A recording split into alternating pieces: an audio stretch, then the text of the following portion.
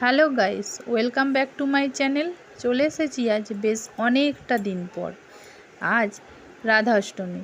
ছেলের স্কুলে গিয়েছিলাম। ছেলের স্কুলের মাঠেতেই ওইখানে বেশ কয়েকটা মন্দির আছে, তো সেখানে রাধাকৃষ্ণেরও মন্দির আছে।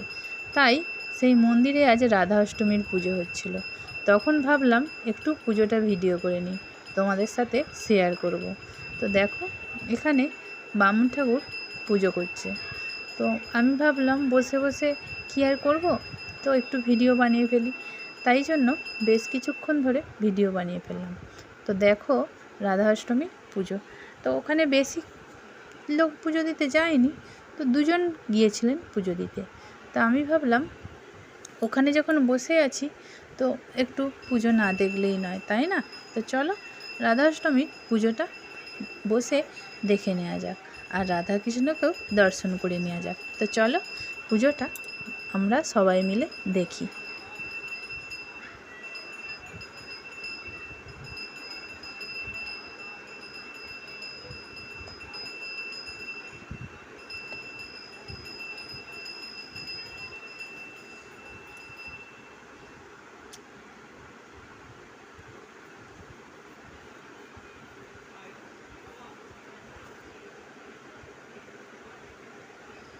আর ওখানে শুধু যে রাধাকৃষ্ণের মন্দির আছে তাই কিন্তু নয়, ওখানে পাশে শীতলা মায়ের মন্দিরও আছে, আবার শিব মন্দিরও আছে।